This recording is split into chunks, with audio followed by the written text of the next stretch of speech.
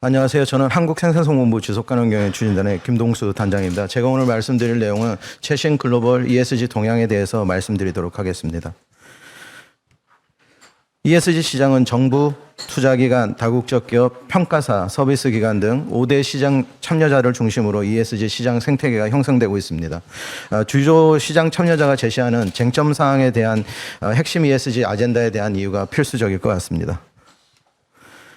최근 3년 사이 ESG에 대한 사회적 관심은 전 세계적으로 급격히 증가했습니다.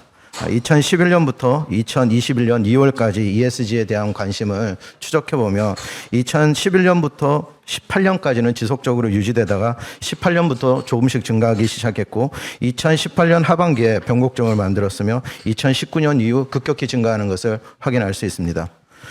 국내는 해외에서 관심을 보이는 것과 2년 정도 뒤처진 정도의 상황입니다.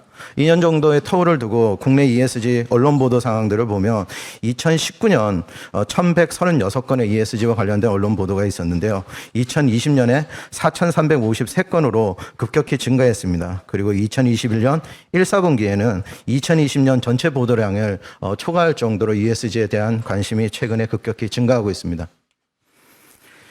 ESG에 대한 시장 정책은 크게 세 가지 형태로 발전하고 있는 것을 확인할 수 있습니다.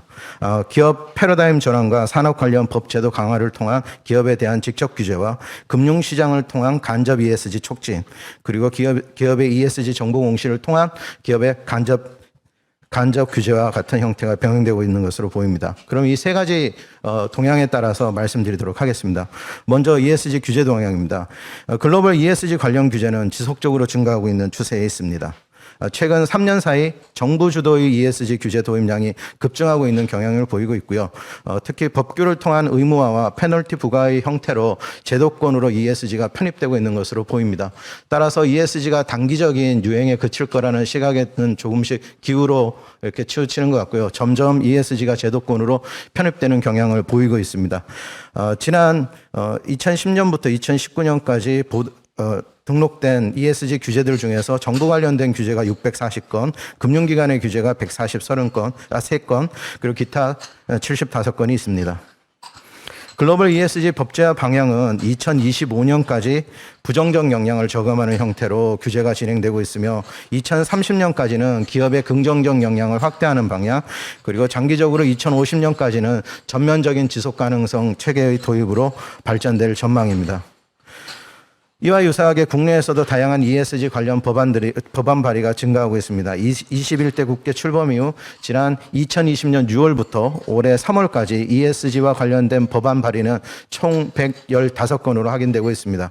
환노위에서 57건, 정무위에서 19건, 기재위에서 13건, 법사위 12건, 중소위 8건, 행안위 3건, 기타 국토위 3건 등으로 확인되고 있습니다. 다른 하나는 규제를 중심으로 ES 시장이 확대되는 것도 있지만 자본시장을 중심으로 ES 시장이 발전하는 부분들도 있습니다.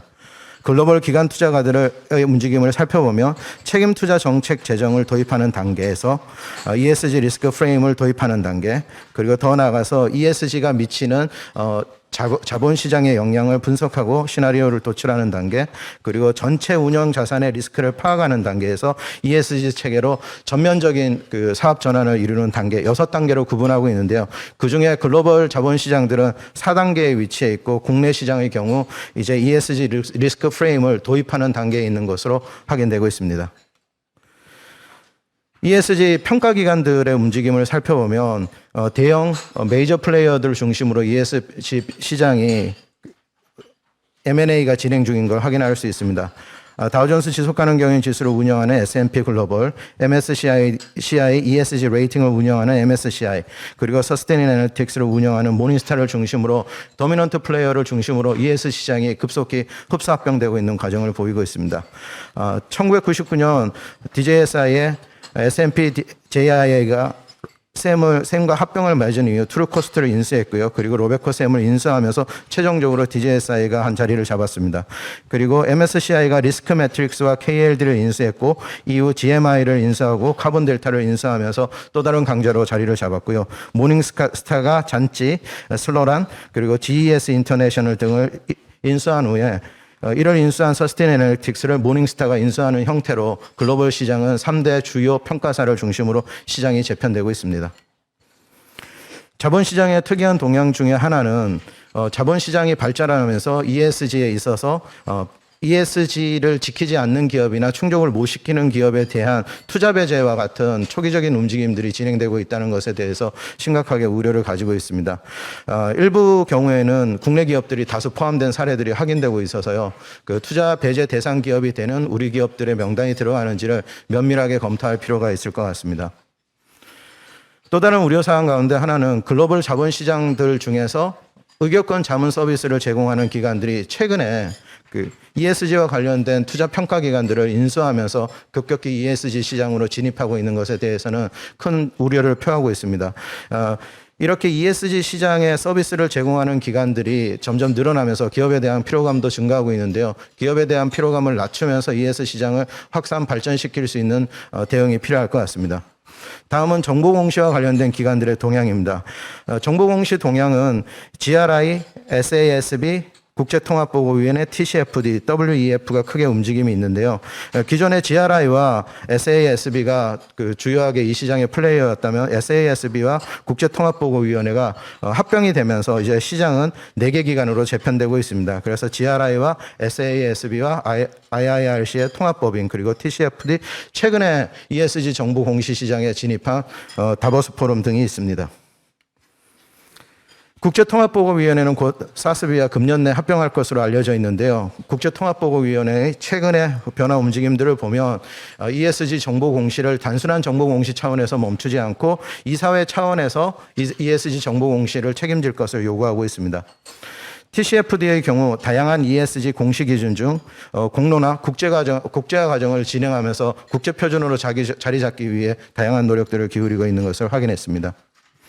참고로 국내에서 2013년부터 2019년까지 지속가능 경영 보고서의 발간은 정체되어 있었으나 지난해부터 지속가능 경영 보고서의 발행이 급증하면서 지난해 지속가능 경영 보고서 국내 발행은 135건으로 확인되고 있습니다.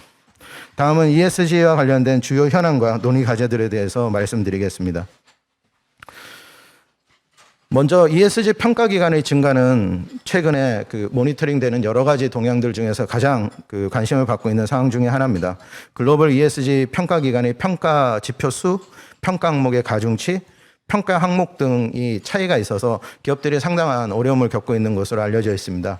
지난해 말 서스테이너빌리티의 조사 결과에 따르면 국내외 ESG 평가 기준은 약 600여 개가 넘는 것으로 확인되고 있습니다. MSCI KLD의 경우 37개 지표를 중심으로 1000여 개 데이터 포인트를 체크하고 있고요. 블룸버그는 120개 지표 중에서 700여 개 데이터 포인트를 체크를 하고 있습니다. 그래서 작게는 30여 개, 많게는 약 1000여 개의 데이터 포인트들을 체크하고 있는 것으로 확인되고 있으니까 기업들의 여러 가지 부담이 커지는 것으로 알려져 있습니다. 최근 조사한 정경련 ESG 실태 보고서에 따르더라도 국내 매출 500대 기업은 기업 이미지 제고, 국내 매출 발생 등에 따라서 ESG 필요성을 인식하고 있는데요. ESG 개념의 모호성이나 기관별 평가 방식이 달라서 여러 가지 어려움을 겪고 있는 것으로 확인되고 있습니다. 실제 ESG 데이터를 산출하는 기준들 중에 그 산업재해율을 예를 들어서 보면 산업재해율 통계 기준으로는 도수율, 요양재해율, 강도율, 그리고 해외의 경우에는 LTIFR, TRIR, 그리고 TCIR과 같은 기준들이 있는데 어떤 기준을 적용하는지에 따라서 특정 기준이 A라는 기업에 유리하기도 하고 B 기업에 유리하기도 하고 하면서 이 결과들의 편차를 보이는 것을 확인할 수 있었습니다. 이러한 부분에 대한 사회적 합의가 필요할 것으로 보여집니다. 다음 최근에 시장에서 많이 이야기되고 있는 것들 중 하나가 그 워싱에 대한 이야기입니다. ESG 워싱 또는 화이트 워싱이라고도 이야기하는데요.